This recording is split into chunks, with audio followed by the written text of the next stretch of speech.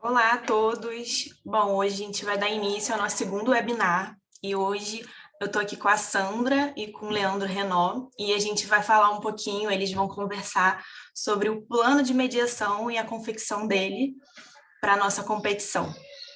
Bom dia, Sandra. Bom dia, Leandro. Quando Bom dia, quiserem. Isabela.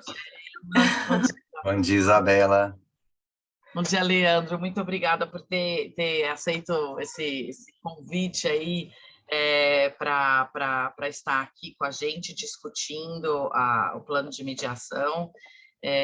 Isabela, pensamos no nome do Leandro exatamente porque o Leandro é um grande mediador,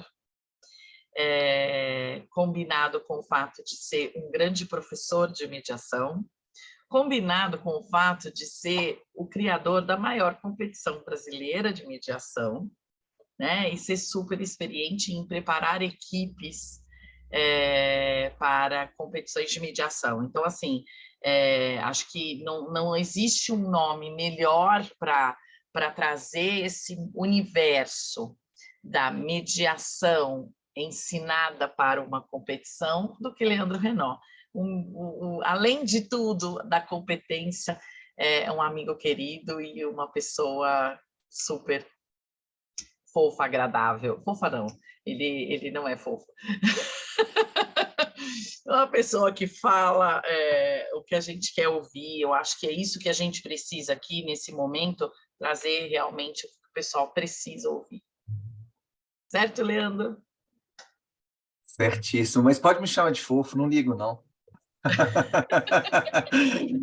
Obrigado, Sandra, obrigado, Isabela. Assim, eu só tenho a agradecer aí o carinho que vocês têm sempre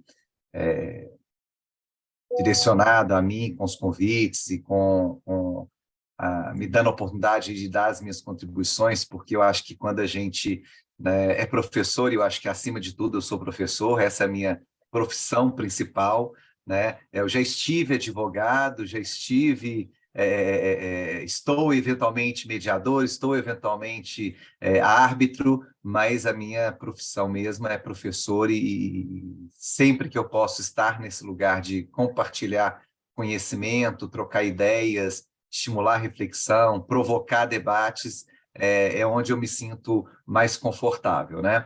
E aí o que eu acho bacana dessa iniciativa, desse projeto, é que a gente está estimulando, através dele, a participação, mais uma vez, dos alunos no desenvolvimento de habilidades que são importantes para a prática da mediação.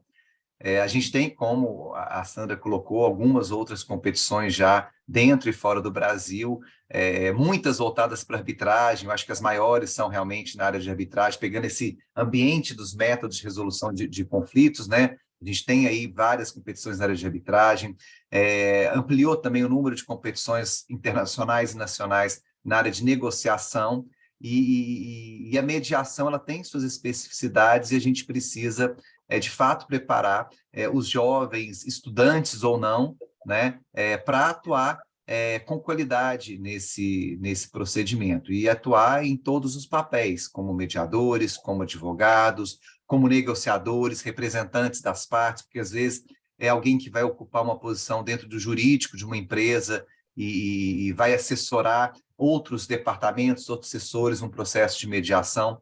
Então, quando a gente cria essas competições, cria essas oportunidades, a gente mostra para as pessoas que é importante se preparar. E falando aí de CFML, né, Ana Gonçalves é a rainha da preparação, né? Talvez a gente conversa com ela, ela fala, olha, a alma do negócio é preparação, preparação, preparação. E participar dessas competições, participar desses projetos é uma forma excelente de preparação dos jovens. E aí, especificamente, a competição que a gente está lidando com ela aqui, ela é muito interessante porque ela tem um foco específico numa das vertentes dessa atuação, que é a capacidade de elaborar o documento ali que, de alguma maneira, apresenta o caso sob a perspectiva da parte, traz o ponto de vista da parte sobre aquele caso, e demonstra a importância desse documento ser bem preparado, com critérios, com cuidado, com um pensamento muito estratégico, porque, obviamente, quando a gente está falando de uma negociação, de uma mediação, de uma arbitragem, um método qualquer de resolução de disputas, e você está ocupando uma das posições ali, um dos lados daquele conflito, daquela disputa, você tem que ser parcial, você tem um interesse a defender, você tem um lado a defender, você quer, de alguma maneira, ganhar, né? Você quer ter um resultado positivo para o seu cliente, e é diferente muito do que a gente normalmente trabalha quando a gente fala, sobretudo, de mediação, que é a história do ganha-ganha, vamos todos viver em harmonia, paz social, né? Coração, abraçar a árvore, tudo é lindo e maravilhoso, mas quando a gente está na posição de advogado, de representante de uma das partes, negociador, a gente tem que ser parcial. E a gente tem que entender que essa parcialidade ela é diferente de uma parcialidade de um procedimento contencioso, judicial ou arbitral. E essa oportunidade de você refletir sobre isso com uma atividade prática, que é a escrita desse memorando, desse plano de mediação, ela é muito importante.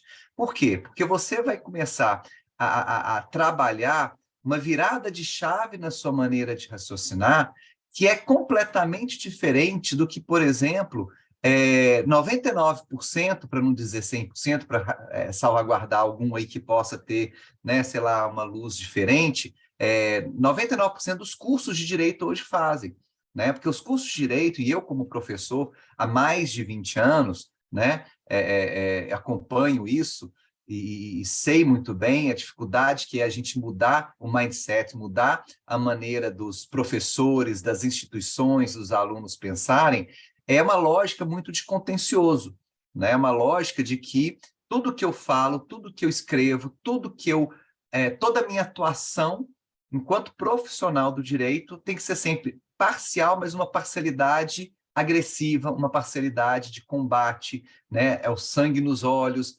é advogado bom de briga. E quando a gente trabalha dentro de uma lógica de um método consensual, qualquer que seja ele, essa chavinha ela tem que virar. E quando a gente fala especificamente de mediação, e sobretudo mediações mais complexas, sobretudo na área empresarial, e são mediações que às vezes têm um nível de detalhamento de informações, às vezes até de conhecimentos técnicos que precisam ser observados e precisam ser levados ao conhecimento desse terceiro, que é o mediador, mas que, ao mesmo tempo, de alguma maneira, pode, eventualmente, vir a se tornar de conhecimento da outra parte, dependendo do formato que é combinado, ajustado ali com o mediador, entre as partes e tudo. Aí depois eu vou até falar um pouquinho da minha própria prática, como que eu lido com isso, né? É sempre importante a gente ter uma visão de que, nesse momento, eu tenho que sair da postura combativa, eu tenho que entrar para uma lógica de busca do consenso, que eu tenho que entender que eu não estou ali para convencer um terceiro julgador de que eu tenho razão e que o outro está errado. Eu não estou ali num discurso escrito ou falado de ganhar e perder, de ser melhor e o outro pior, de ter razão e o outro está errado. Eu tenho que construir um discurso em que eu demonstro para o outro lado e, consequentemente, para o mediador que vai ter acesso às informações, que a minha linha de raciocínio, que as minhas teses, elas fazem sentido, elas se sustentam, elas têm um embasamento, não é simplesmente uma birra ou eu querer ter razão e acima de qualquer coisa. Não, olha, eu estou te colocando a situação como eu vejo, sob a minha perspectiva, e eu preciso que você compreenda que, uma vez que você compreender o meu lado, eu tenho mais chance de você conseguir se colocar no meu lugar. E a partir do momento que o outro se coloca no meu lugar, eu tenho mais chance do outro entender, compreender os meus pontos de vista, a minha perspectiva, e a partir daí ser possível essa construção de uma solução que vai ser positiva para mim, que vai me gerar um ganho, né? Então, eu acho que a lógica dessa competição é muito interessante, porque ela é mais uma oportunidade que se dá para os jovens, sobretudo, de entender a mudança de mentalidade que a gente tem que ter quando a gente lida com um método consensual. E aqui, Isabela, Sandra, a hora que vocês quiserem complementar, intervir, por favor, tá? Nós estamos aqui num bate-papo.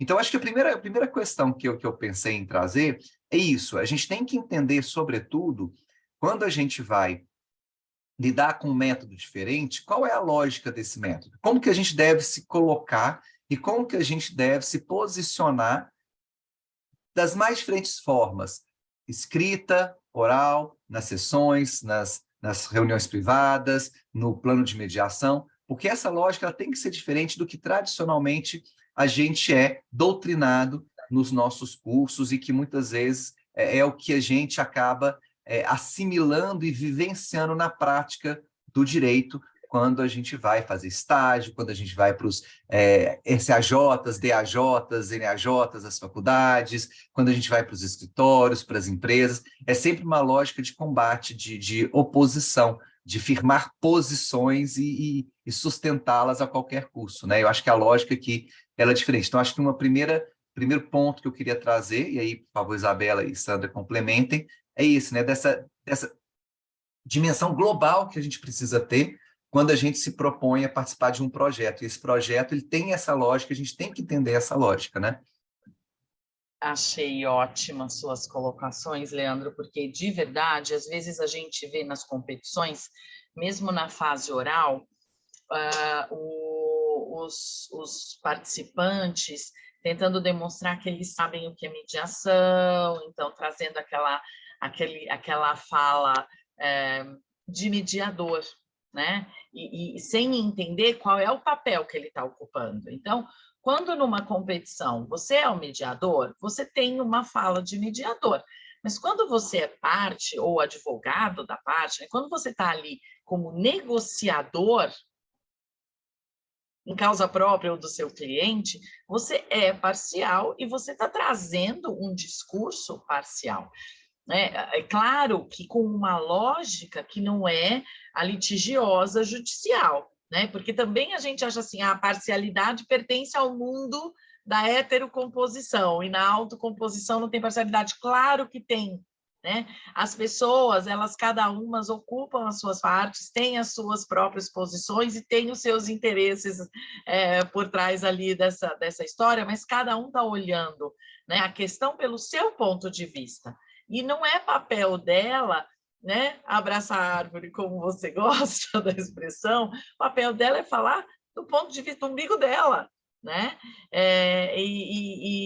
A intenção do mediador é que as pessoas possam construir uma solução de ganha-ganha, mas a intenção da parte, quando ela vai para uma mediação, é conseguir um acordo que satisfaça ela, né?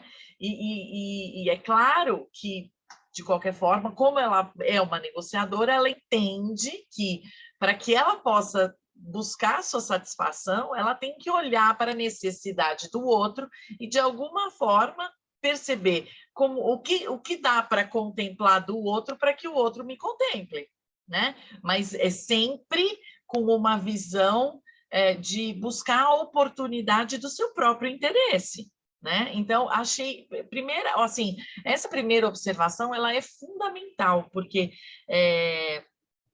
o plano de mediação ele é feito para o mediador ler, mas ele não é feito por um mediador, ele é feito por um negociador que está olhando pelas coisas pelo prisma dele, pelo ponto de vista dele. Ótima observação para começar. Beleza, Sandra, eu acho que é isso. Eu acho que a primeira coisa que as pessoas têm que entender, e aí vamos começar a funilar aqui para falar do plano, né? É isso, é que você não é mediador, você não tem que sustentar um discurso de imparcialidade, você não deseja a paz mundial e você não está ali para fazer um acordo bom para o outro, você está ali para fazer o melhor acordo para você. Tanto é que se você não conseguir o melhor acordo possível dentro da mediação, você vai sair da mediação e vai buscar um acordo em outro lugar ou vai buscar uma decisão jurisdicional, arbitral em outro lugar, entendeu? Então, assim, é judicial, arbitral em outro lugar. Então, é importante que se tenha essa dimensão. Ninguém, e aí sendo realista, fora do mundo de competições, ninguém vai para uma mesa de negociação, ninguém vai para uma mesa de mediação porque quer o melhor resultado global, porque quer o melhor resultado por outro, porque está pensando no ganha-ganha. Todo mundo vai para qualquer método de resolução de disputa olhando para o seu ganho. Quando eu mudo, ok, eu vou contemplar algo do outro, é porque eu compreendi que para ter aquilo que para mim é fundamental, eu só vou conseguir se o outro aderir ao que eu estou propondo.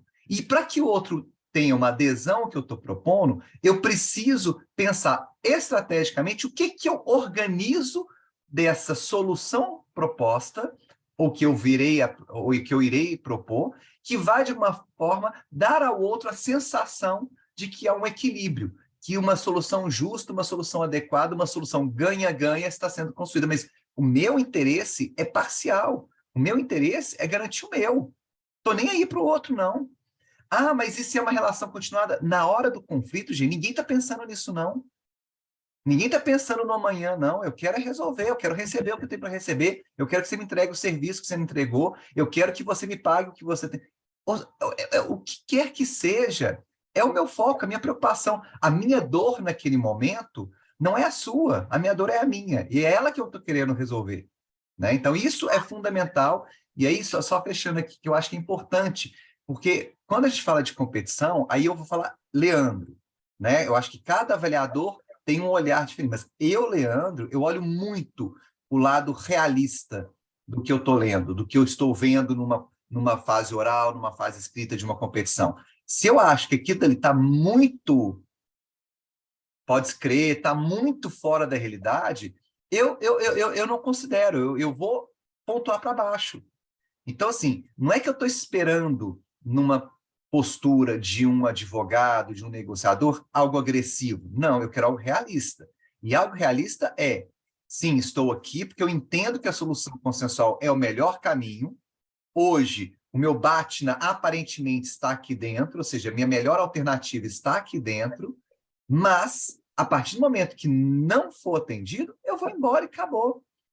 Entendeu? Então, acho que isso é o que eu, enquanto avaliador, eu olho quando eu leio um plano de mediação, quando eu assisto uma rodada de simulação, de negociação, de mediação, que for, porque eu quero saber se aquela pessoa entendeu o papel dela.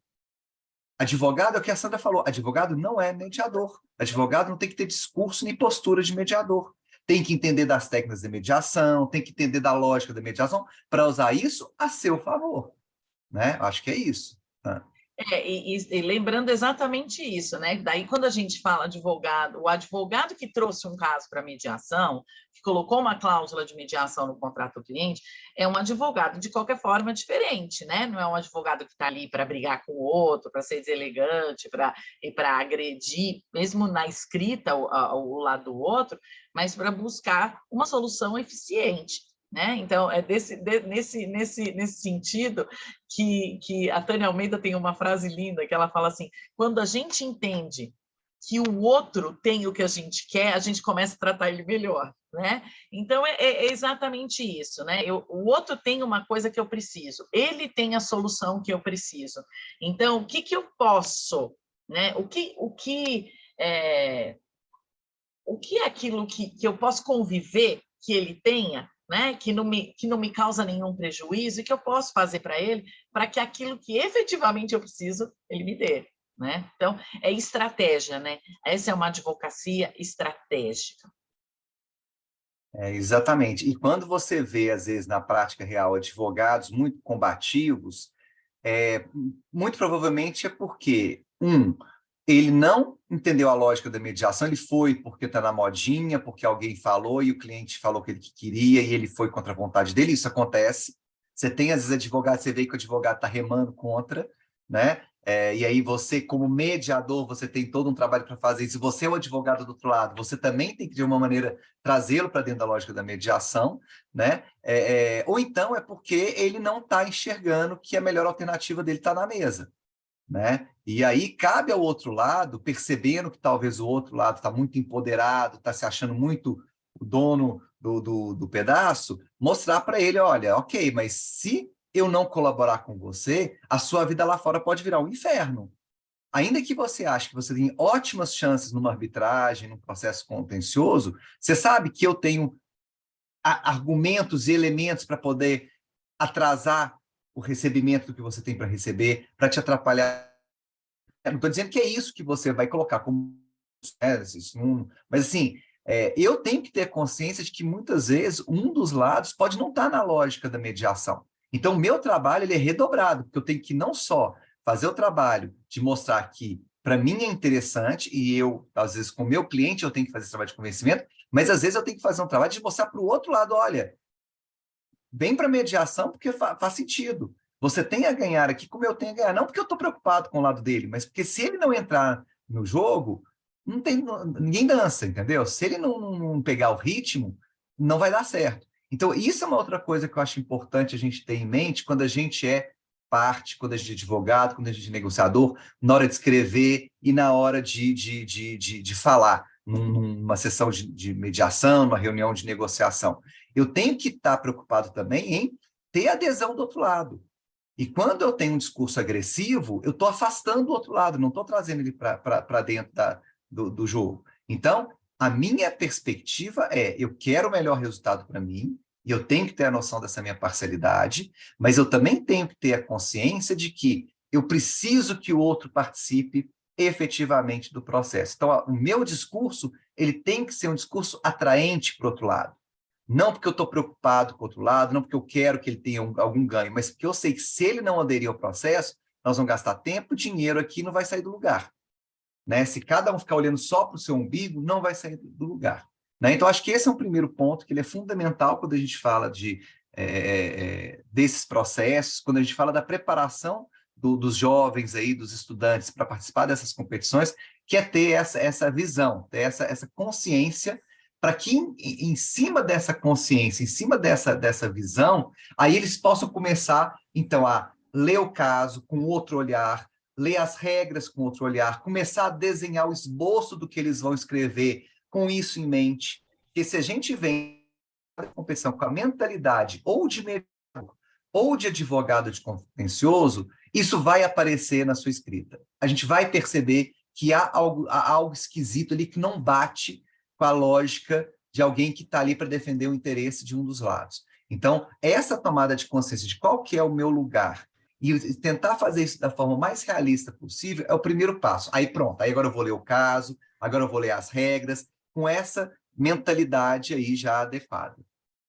Leandro, desculpa te interromper, mas eu tenho que assim, acrescentar algo que, como, né, recém-inserida nesse mundo e estudando um pouquinho sobre a mediação, eu sempre fui um pouco crítica com relação a isso. Eu acho importante essa questão da realidade, da gente sair um pouquinho da utopia, né, assim, alguma coisa muito utópica do discurso da mediação, porque quando a gente lê em livros e em algumas doutrinas, a gente tem essa percepção de ser algo muito fora da realidade da gente, né? Do dia a dia, do ser humano, de ir contra algumas questões e ser muito, como você disse...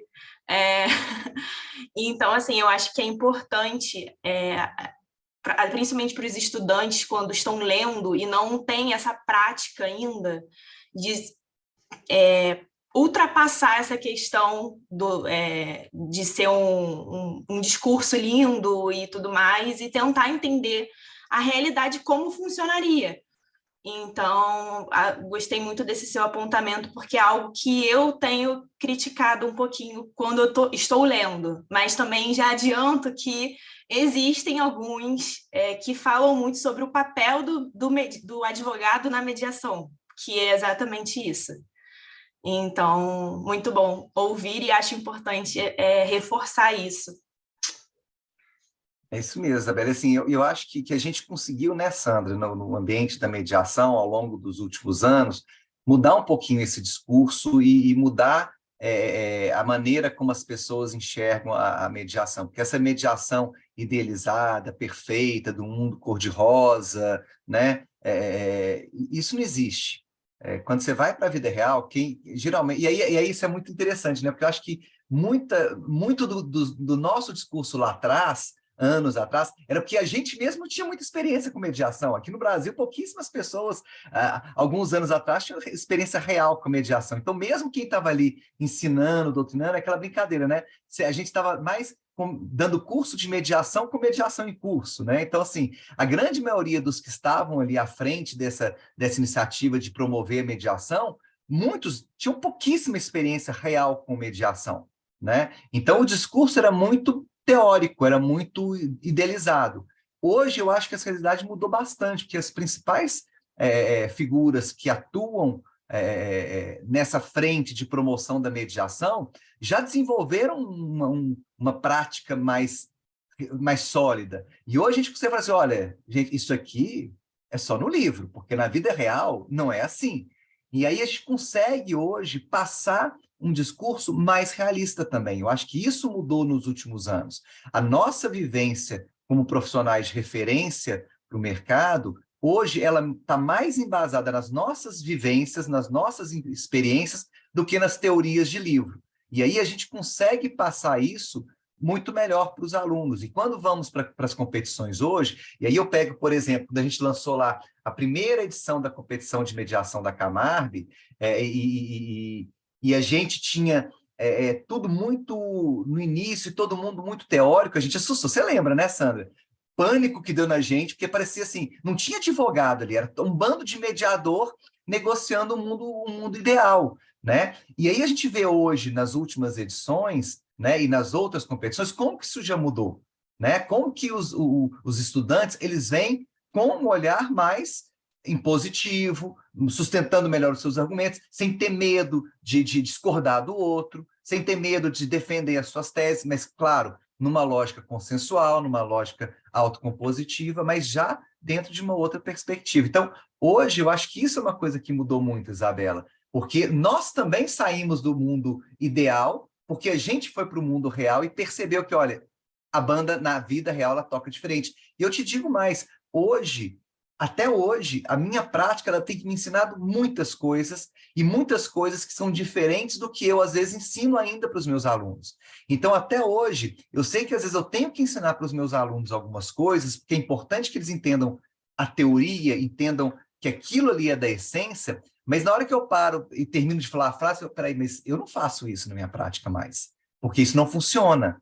Aí hoje eu estou tendo que começar a me policiar para adaptar a maneira como eu transmito esse conhecimento teórico para que ele seja mais compatível com o que eu vivo no meu dia a dia. Porque às vezes coisas que eu ensino, eu falo assim, gente, mas isso eu nunca fiz desse jeito na minha prática, eu nunca consegui, não é possível fazer desse jeito, né? Então, assim, a gente tem que se adaptar. Mas agora, avançando um pouquinho, que a gente já precisa, eu acho que por conta do horário aqui, caminhar para falar um pouquinho da competição, o que eu acho que é fundamental como segundo ponto de reflexão aí? O primeiro, então, é esse, que quando a gente participa de uma competição dessas, o mais próximo da abordagem realista que a gente conseguir fazer, melhor. Sair do campo ideal, entender o nosso papel, e numa competição como essa, é um papel de negociador, de advogado na mediação, elaborando um documento que vai ser um documento referência, sobretudo para o mediador se orientar na condução, pelo menos inicial, do procedimento ali, né? Eu tenho que ter essa mentalidade bem, essa consciência desse meu papel muito claro. O segundo ponto, que é fundamental em qualquer competição acadêmica, que é a mesma coisa que é fundamental quando você vai fazer um vestibular, um Enem, quando você vai fazer uma prova de alguma disciplina, ou seja, qualquer coisa. O segundo ponto fundamental, leia, releia, 3 vezes leia, 50 vezes leia as regras, os critérios. Por quê? Porque os avaliadores, eles têm um padrão que eles têm que seguir. Eles têm parâmetros, eles têm critérios que eles têm que seguir. E toda a avaliação, ela é feita em cima desses critérios. A gente recebe um formuláriozinho com uma lista de critérios e as pontuações que a gente pode dar de acordo com o que a gente analisou daquilo ali, e nós não vamos avaliar nada além daquilo. Nós não vamos deixar de avaliar nada do que está ali. Então, assim, a gente precisa ter a consciência de quais são os critérios de avaliação. Ai, mas é só 2.500 palavras que pode? Nossa, mas se eu colocar mais 10 palavrinhas vai ficar lindo. Você não vai colocar mais 10 palavrinhas, porque você vai estar descumprindo um critério. Ah, eu quero fazer em português, porque em português eu escrevo melhor.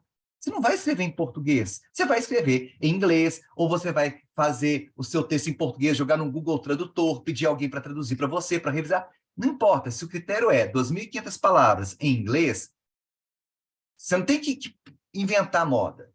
Segundo, você tem esse critério básico, que é de formatação. Segundo, você tem algumas regras do que você tem que colocar nesse documento.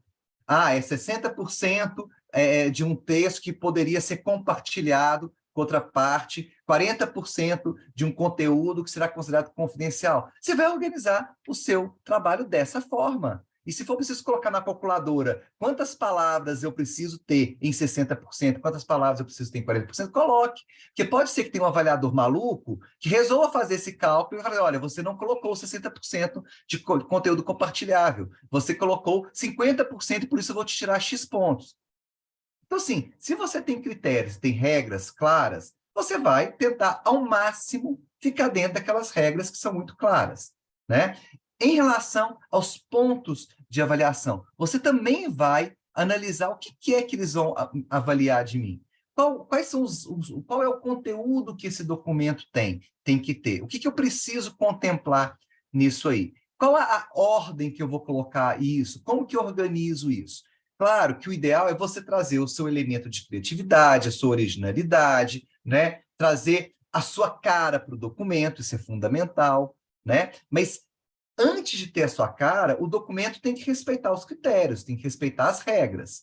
Uma vez que você conseguiu colocar naquele documento todas as regras respeitadas, todos os elementos essenciais, pronto. Aí você, em cima disso, você vai trazer a sua cara, a sua maneira de redigir, a sua criatividade, né? Então, você tem ali um conteúdo duro que você não pode mudar, que não faça a gracinha de querer inventar moda em cima daquilo, porque vai dar errado, você vai acabar perdendo ponto, porque você tem avaliadores que são mais flexíveis, mais compreensivos, menos criteriosos, você tem outros que vão seguir à risca. Então, para você agradar todos, comece fazendo exatamente o que se pede. A partir dali, aí você tem uma margem para ser criativo, para ser inovador e tal, mas sem fugir do pacote básico. E aí, o que você tem que tomar cuidado? Porque, como eu falei, hoje a gente já tem uma série de outras competições aí em andamento. E é muito bom que vocês olhem como que esses documentos funcionam nas outras competições. Então, você tem lá as regras que falam sobre como montar um plano de mediação na competição da Camarb. Esse ano eu vou participar da competição da Camarb. Vou aproveitar o que eu aprendi de fazer lá para fazer aqui. Beleza, tudo bem, você vai ter uma experiência de fazer um plano de mediação. Você tem, às vezes, aí na própria internet, a própria Camarb, às vezes, divulga os planos que foram considerados os melhores nos anos anteriores. Pega, dá uma olhada para você ter uma dimensão, acho que, sobretudo para estudante, para quem é muito jovem, às vezes nunca vi um plano de mediação na minha vida, não faço ideia de como que é isso. Vale a pena ter essa referência e tudo, né? Mas lembre-se que essa é uma outra competição. Não é para você fazer seguindo as regras da competição do vizinho. Essa competição ela tem regras, ela tem critérios. E esses critérios e essas regras é que eu tenho que observar. Então, ainda que eu vá me espelhar, e eu tenho certeza que muitos de vocês vão fazer isso, porque é natural, e eu até aconselho, porque, sobretudo, quem não tem a vivência, quem não tem experiência, é bom você ter algumas referências. Pesquisar, dar um Google lá, plano de mediação, como que é? E pegar lá algumas coisas. Claro que tudo que a gente pesquisa no Google, a gente tem que ter um filtro suplementar, porque tem muita porcaria, tem muita coisa nada a ver. Mas sim, é interessante você ter essa dimensão, né? Mas saiba que você tem elementos específicos, critérios específicos. Então, isso é o olhar, que é o segundo ponto que eu acho que é importante, que é o olhar de quem está sendo avaliado. E se eu estou sendo avaliado, eu tenho que saber em cima do que eu estou sendo avaliado. Então, além de conhecer o caso, porque um dos critérios aí que vão ser, obviamente, avaliados é esse memorando, esse plano de mediação que me foi entregue, eu consigo perceber que quem escreveu tem um conhecimento efetivo do caso, sabe do que está falando, conseguiu vestir a roupa da parte, está ali, de fato, advogando em favor daquele cliente, está ali, de fato, sendo aquele negociador, como se estivesse vivendo, de fato, aquele caso. E aí vem um outro cuidado. Nenhum caso é 100% completo. Todos os casos vão ter lacunas, vão ter espaços em branco ali. E aí, o que eu tenho que tomar muito cuidado nesse momento é não fugir do caso. Ah, mas faltou uma informação, eu vou inventar uma... Não, você não vai inventar informação. Você não vai criar coisa da sua cabeça. Você vai elaborar o seu documento em cima das informações logicamente derivadas do que está ali. Se você começa a trazer fatos novos, fatos inventados, coisas que não estão coerentes com o caso, você vai perder ponto. Então, além de conhecer as regras muito bem, além de conhecer os critérios muito bem, eu tenho que ler muito bem o caso e eu tenho que incorporar aquele personagem, eu tenho que sentir na pele aquele, mas eu não posso criar fatos. Porque assim como na vida real, se alguém mente numa petição, se alguém inventa uma coisa que não existe, isso vai ter consequência lá na frente, no processo, que vai ser desmascarado, e aí isso vai gerar um mal-estar do julgador, ou do mediador, ou do árbitro, quem quer que seja ali, analisando, porque você inventou uma coisa que não existe, né? Então não é para inventar nada, é para seguir o caso como ele é. E a partir dali, você tomar bastante cuidado com a organização lógica do seu plano, né? Ainda que você queira seguir uma ordem diferente do que está ali colocados como os critérios que os juízes que os avaliadores vão analisar, né? Mas que tem uma organização lógica, que a pessoa que esteja lendo o seu documento consiga perceber qual foi a sua linha de raciocínio, que você partiu daqui para poder chegar aqui, ou se você teve que falar disso antes, porque sem falar disso antes, você não tinha como sustentar isso aqui, para então chegar aos seus pontos finais ali. Então, essa ordem ali, ela é muito importante. É igual escrever uma monografia, né? Que você tem que ter ali o seu problema, a sua hipótese, a sua organização lógica do seu conteúdo, o seu leitor tem que conseguir acompanhar o seu raciocínio, né? E aí, nessa construção desse texto, lembrar de ser parcial, mas uma parcialidade dentro de um método consensual. Então, uma boa redação, um desenvolvimento lógico do que você está escrevendo é fundamental. Por isso que, apesar da competição ser em inglês, o inglês não é o ponto de maior preocupação que vocês têm que ter. O inglês ele é um ponto importante porque existe uma instituição por trás desse projeto que vai promover que promove essa competição em vários lugares, e que aí o inglês é a língua, é o idioma escolhido e tal, mas preocupe-se principalmente em fazer um bom trabalho, que é o que a gente já falou aqui. O inglês hoje você tem várias ferramentas que resolvem seu problema.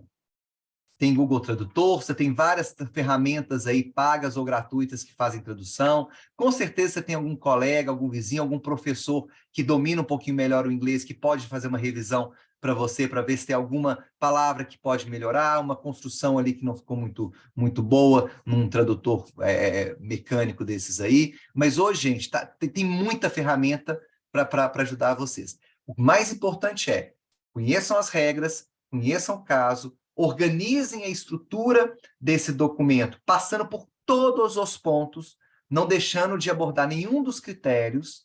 E se você quiser colocar algo além dos critérios, é só se couber em 2.500 palavras. Em 2.500 palavras, tem que caber tudo que vai ser avaliado, tudo que está ali colocado como critério.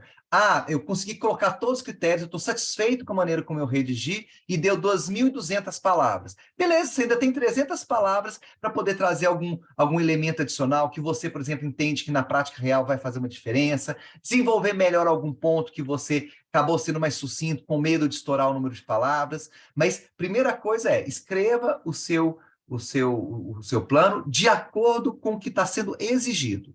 Fechou? Está lindo e maravilhoso? Tem espaço ainda para poder melhorar? Aí você reflete, você desenvolve melhor, você acrescenta um item diferente, que pode valorizar um outro critério que você achou que você não foi tão bem, né? Então, assim, eu acho que o segundo ponto importante aqui para a gente trazer é esse. Saber que, além de entender a lógica da sua atuação como advogado, como negociador no método consensual, é saber que você está sendo avaliado. Quando você está sendo avaliado, você tem que seguir os critérios e as regras que foram colocadas, e não falar assim, mas eu sei, mas eu acho que isso aqui não está legal, eu vou fazer diferente. Vai fazer diferente, vai perder ponto. Né? Para quê? Né? Então, acho que isso aí é importante ter essa dimensão também. Sandra, Isabela, não sei se vocês querem acrescentar alguma coisa? Não, perfeito, é isso mesmo. Beleza. E aí eu acho que o terceiro ponto para a gente caminhar aqui para uma reflexão final é o seguinte: a gente tem também aqui uma oportunidade, eu acho que eu e a Sandra, eu não sei se, Isabela, se você já tem aí vivenciado a prática da mediação também, se você já tem alguma experiência para poder compartilhar, que eu acho que é o seguinte: e aí, depois que eu participei dessa competição, me abriu um mundo, ganhei, pá, que bacana, né? Consegui uma experiência, adorei isso aí. Agora eu quero ir para a prática real, para o mundo real da mediação. E aí, será que algum dia eu vou ver um plano de mediação exatamente como esse que eu escrevi aqui, né? Participei lá de outras competições e tal, e aí agora eu vou para o mundo real. Nossa, Leandro, nunca vi e nem precisei fazer um plano exatamente igual a esse. É possível que isso aconteça. É possível que você venha repetir um plano igual a esse, ou igual ao da Camargo, igual de uma outra competição. Pode ser que você nunca mais faça um plano igual a esse. Mas qual que é a lógica importante dessa experiência prática desses planos, dessa redação? É que você tem ali um ponto de partida para aqueles momentos, e isso é muito frequente quando a gente fala, sobretudo, de mediação empresarial, em que, de repente, o mediador vira para você e fala assim: olha, eu gostaria de receber um plano de mediação, ou uma manifestação escrita anterior, ou alguma coisa prévia, para eu poder entender um pouquinho melhor algumas questões do caso, para que a nossa primeira sessão ela flua melhor, para que eu possa ter uma dimensão mais concreta do que está acontecendo. Você teve uma experiência de escrever numa competição dessa, então você sabe como montar, você sabe como ter um ponto de partida, né? Claro que cada mediador ele trabalha com essa ideia de uma fase escrita dentro da mediação de maneira diferente. Eu conheço mediadores que não pedem, não acham que faz sentido e até preferem não receber nada escrito para não afetar a sua imparcialidade, né? Eu, por exemplo, eu adoto essa postura quando alguém quer me mandar algum documento que vem de um processo contencioso. Ah, vou te mandar minha petição inicial, vou te mandar minha contestação. Eu prefiro que não. Eu, Leandro, porque eu acho que ele tem uma lógica e tem um discurso construído que é diferente da lógica que a gente vai construir aqui. E aí, quando alguém me faz essa indicação de que, ô, Leandro, você vai ler a petição inicial? Eu falo, não vou ler. Mas, e aí, conforme for o caso, aí eu oriento a como eu gostaria de receber essas informações. Então, eu vou falar um pouco de como que eu, Leandro, faço, tá? Porque eu acho que cada um vai ter uma vivência diferente. Hoje, eu decidi já há algum tempo que eu abandonei a advocacia, né? Então, hoje eu atuo, além de professor, apenas como mediador e como árbitro. Então, o papel de advogado eu já não exerço mais. Foi uma escolha que eu fiz hoje no estágio que eu estou da minha vida e da minha carreira, já passando do morrinho dos 50 anos, então estou caminhando já para a descida. Então, eu já me dou o direito de escolher o que eu quero fazer, sabe? Então, o que eu tenho feito na minha prática como mediador especificamente?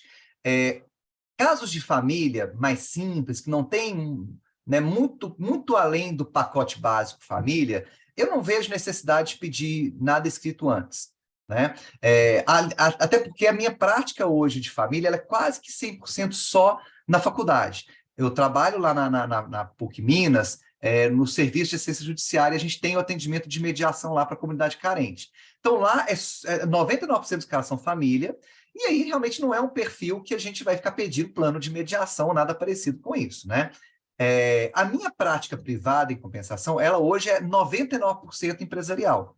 Eu tenho pouquíssimos casos que chegam para mim de empresarial e de família, e quando chega são porque são casos mais complexos, que aí tem empresa familiar, tem às vezes uma questão patrimonial mais complexa e tal, e aí já é um outro perfil de caso. E aí na minha prática privada, aí eu já tenho o hábito de pedir uma parte escrita prévia. Só que eu, Leandro, fiz?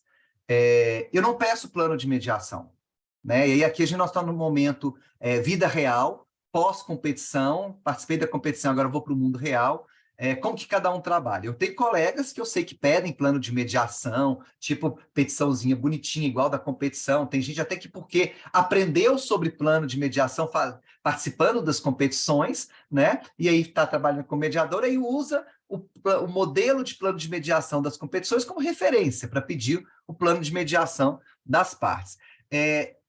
A minha experiência é de que quando eu peço uma coisa muito elaborada, muito complexa, a pessoa fica com preguiça ou não vai me mandar, ou vai causar um desconforto qualquer. Então, eu geralmente não peço.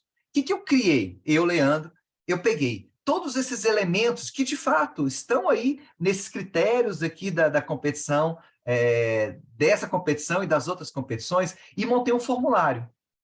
Eu tenho um formulário com algumas perguntas que eu jogo para as pessoas e que dão para elas um direcionamento de como elas vão me passar informações que eu preciso. Então, eu coloco, aí, a primeira coisa que eu, Leandro, faço na minha prática, eu deixo claro que e aí eu chamo de formulário de análise de caso, eu não chamo de plano de mediação, eu chamo de formulário de análise de caso, eu coloco de forma muito clara, negrito, tudo, que é confidencial. Então, esse é um documento que só eu vou ter acesso a ele. Eu não passo para a parte contrária, até porque eu quero que a pessoa se sinta muito à vontade para ser o mais transparente, o mais aberta possível, respondendo aquilo dali. E aí eu tenho esse formulário que eu coloquei ali o que eu preciso de informação para mim. Mas mais importante do que isso, e esse é um efeito que eu percebi na prática, quando eu trabalho com esse formulário e as partes aceitam preencher, porque tem parte que não aceita, tá? Não, Lê, eu não quero colocar nada escrito. E aí, né, aí é uma outra prática que eu acabei criando, que foi antes da primeira sessão conjunta, eu tenho criado o hábito de ter uma primeira sessão individual com cada lado. E eu tenho tido experiências excelentes com isso, porque é uma oportunidade para dar aquela esvaziada no saco, como a gente fala, né? A pessoa já dá aquela desabafada, já tira um monte de coisa ali que ela estava precisando falar, e ela fala o que ela precisa. Então, ela já vem para a sessão conjunta um pouco mais menos cheia, né? Menos angustiada, e eu já consigo ali, naquela primeira sessão, ajudá-lo a organizar as ideias dentro de uma lógica de mediação. E é esse, para mim, o principal objetivo que a gente consegue com o plano de mediação, e eu, adaptando o plano de mediação para esse meu formulário, consigo. Que é uma oportunidade que eu dou para a pessoa, quando ela vai se preparar para a mediação, ela entender o que é mais importante aqui. E aí, com isso, se eu tenho, às vezes, um advogado, uma parte muito contenciosa, muito com uma lógica de litígio na cabeça, ao preencher esse meu formulário, assim como ao elaborar um plano de mediação, essa pessoa vai mudando a chavinha da cabeça. Ela vai se adaptando. Então, acho que mesmo quem pede um plano de mediação, o que eu sugiro é que sempre passe para as partes uma lista de tópicos do que você quer nesse plano de mediação. Oriente essa parte, porque senão você vai receber uma petição inicial. Você vai receber uma contestação. Que a lógica dos advogados, normalmente, é a lógica do contencioso. Se você não direciona como que você quer que ele raciocine, como que você quer que as informações sejam construídas, você vai ter um problema. E por isso eu acho que as competições elas são interessantes, porque elas nos ensinam um caminho inicial ali. Então, quando eu participo de uma competição dessas, eu entendo como que é a lógica de um plano de mediação, eu estou criando bagagem para lá na frente eu pensar o que eu, eventualmente, como mediador, vou pedir para as partes. O que eu, como advogado, vou entregar para o mediador nessa parte escrita que ele eventualmente vai me pedir.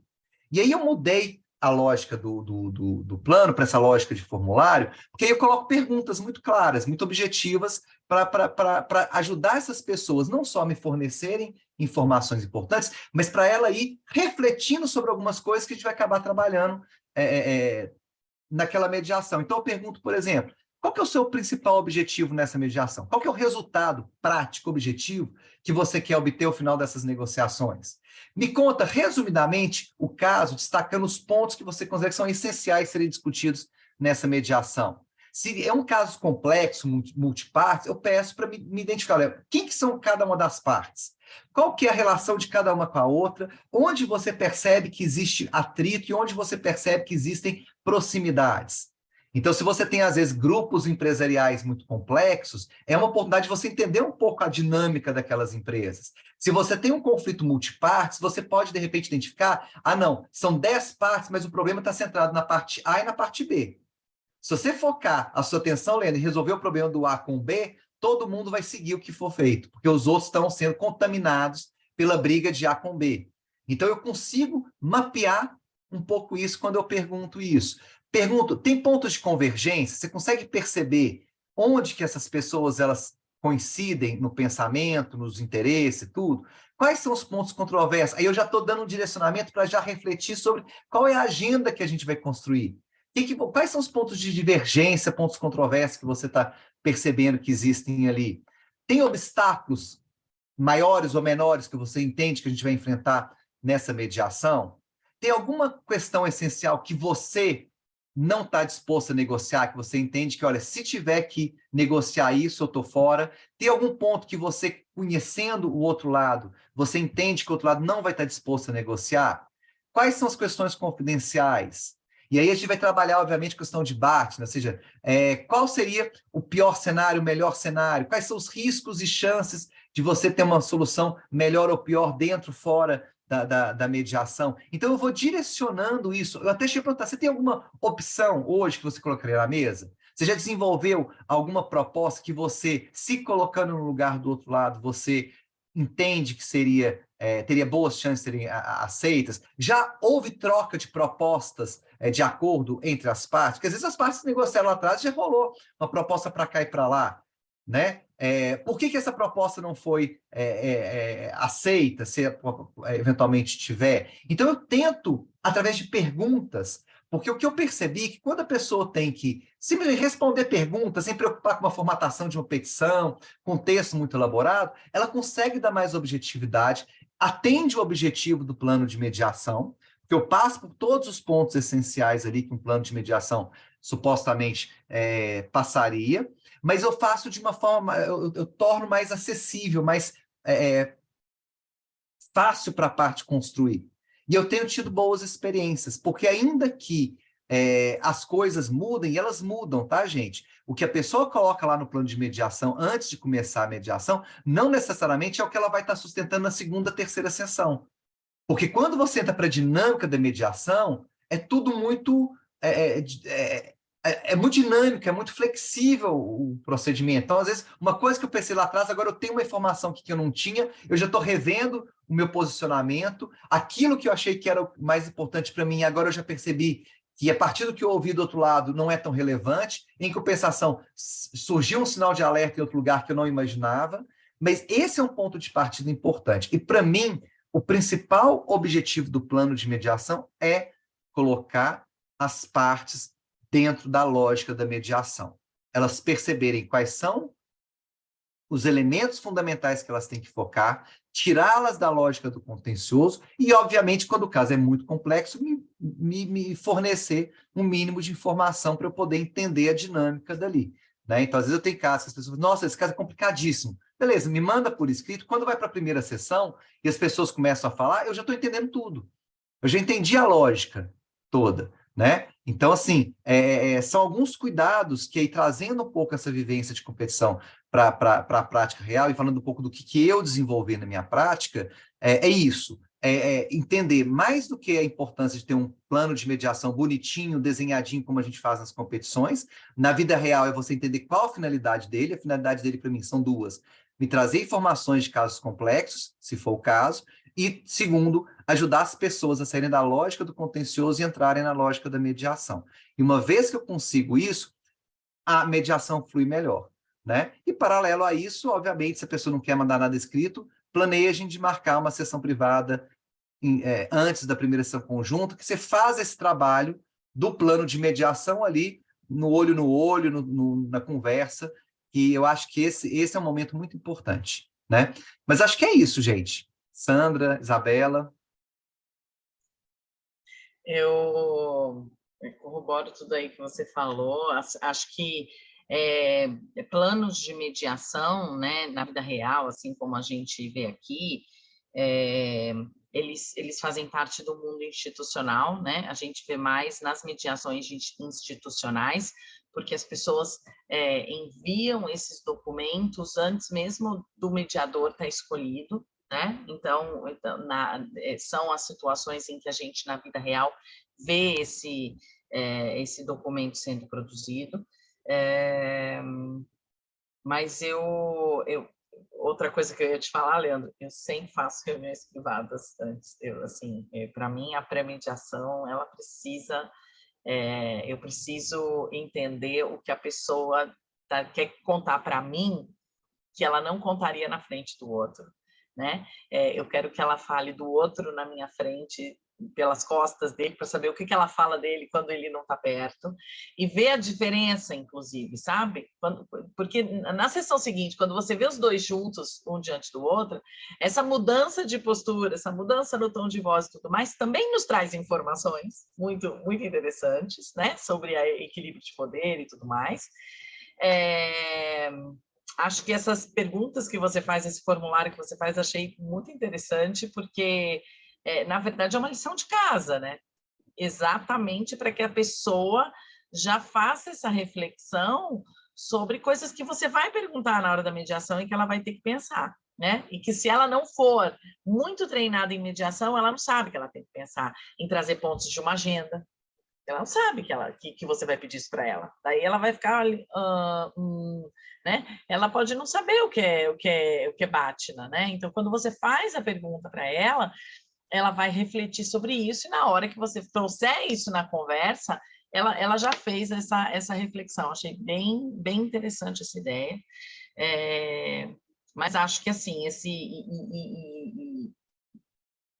e fazer com que a pessoa consiga desenvolver um raciocínio estratégico no ambiente consensual, diferente do mindset que ela está acostumada, que é o contencioso.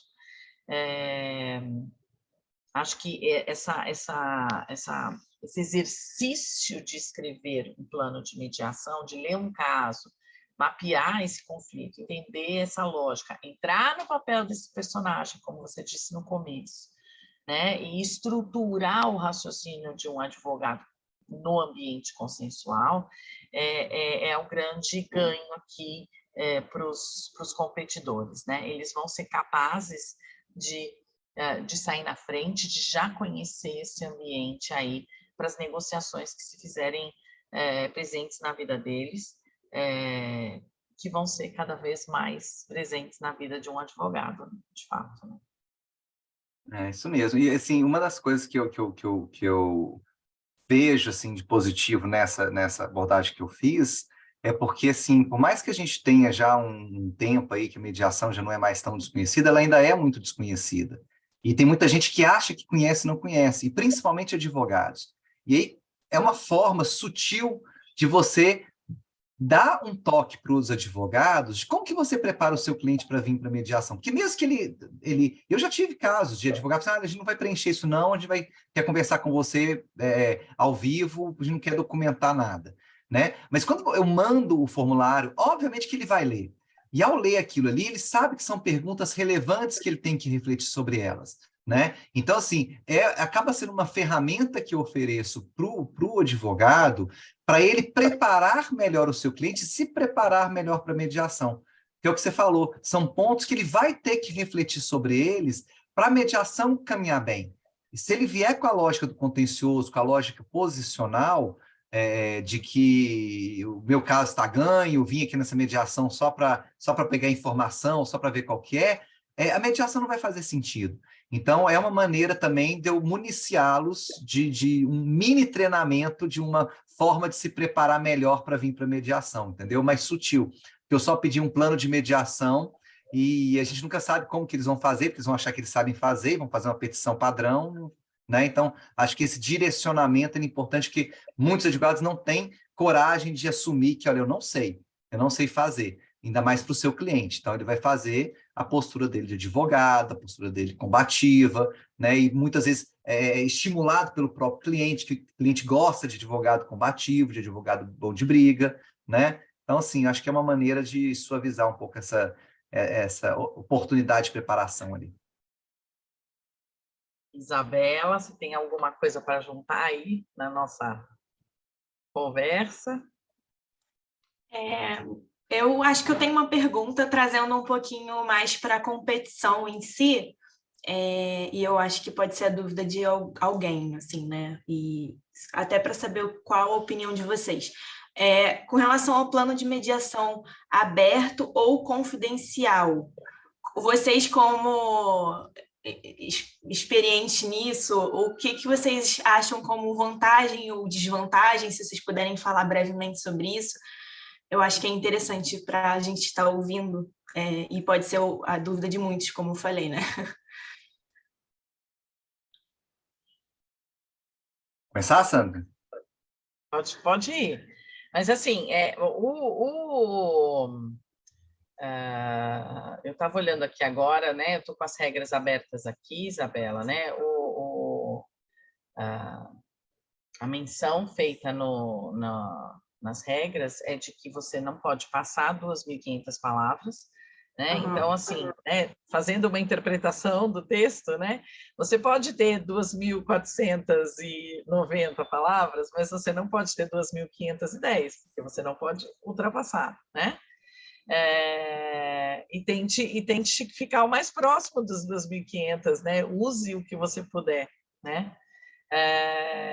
Com uma parte, ao menos 60%, a ser compartilhada com o outro lado, né, com a outra parte, e o mediador, e a outra parte, ou seja, 40%, para ser confidencial entre você e o mediador. Então, acho que essa continha, eu, por exemplo, enquanto avaliadora, eu não faria conta de palavras exatas, né? Mas teria um balanceamento aí de guardar aí um pedaço do trabalho para fazer confidencial com o mediador.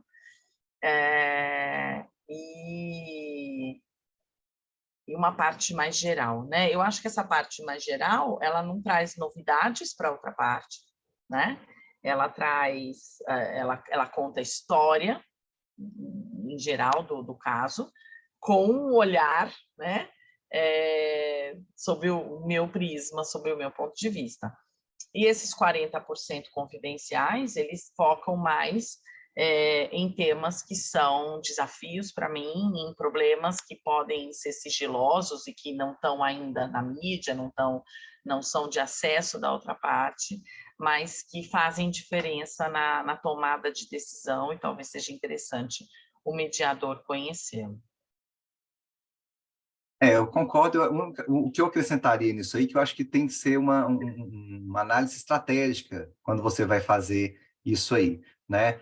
Se a competição está pedindo para você colocar uma parte confidencial e uma parte aberta para o outro lado, provavelmente uma das coisas que você vai ter que demonstrar ali é que você consegue, de alguma maneira, fazer uma redação dessa parte aberta, que ela, ao mesmo tempo, sirva como fonte de informações para o mediador ter conhecimento do caso, mas, ao mesmo tempo, é uma oportunidade que você tem de mandar um recado para o outro lado, né? De você mostrar naquele seu discurso, olha, esse é o meu ponto de vista e eu preciso que você entenda o meu ponto de vista. É a oportunidade que você tem de ajudar o outro lado a se colocar no seu lugar, a ajudar o outro a ser empático com você. Assim, olha, eu entendo que aconteceu isso e isso, claro que eu não vou colocar nada nessa parte geral que possa me comprometer, que possa comprometer as minhas teses, a minha lógica, mas que eu vou ali utilizar com um discurso que vai, de repente, ser visto com bons olhos pelo outro lado.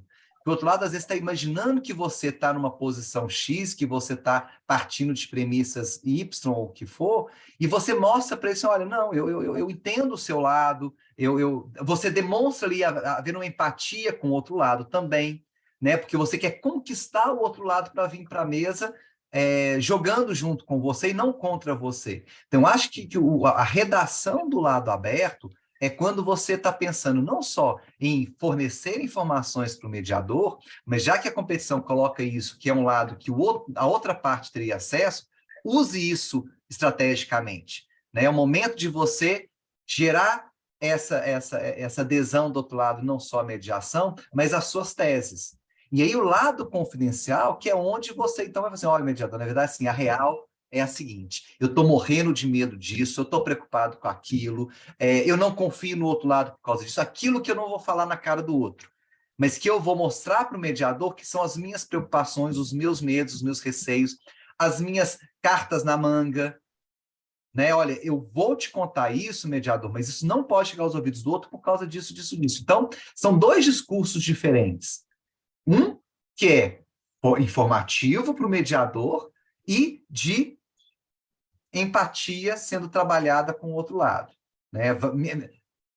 venha para o meu lado que juntos construiremos uma solução melhor. E a outra coisa que é a parte confidencial é, mediador, olha, eu tenho essas preocupações, eu gostaria de contar com a sua ajuda nisso, eu tenho essas questões que são delicadas, que eu não sei como trazer, então nós vamos ter que conversar, eu vou precisar da sua ajuda em pensar como trabalhar isso, aquilo. Então, é quase uma coisa meio dupla personalidade, né? Que não pode haver, para que o seu avaliador não pode achar que você tem dupla personalidade, obviamente, mas é quase isso, né? Mas o avaliador tem que pensar que você foi inteligente nas suas estratégias. Você soube usar o texto compartilhado e o texto confidencial de maneira inteligente. Eu acho que é isso. E isso tudo que você disse, Leandro, faz parte dos critérios de avaliação, né? Os critérios de avaliação, eles estão publicados no site, então eles não são segredo para ninguém, né? E lá tá persuasividade, né? Persuasão do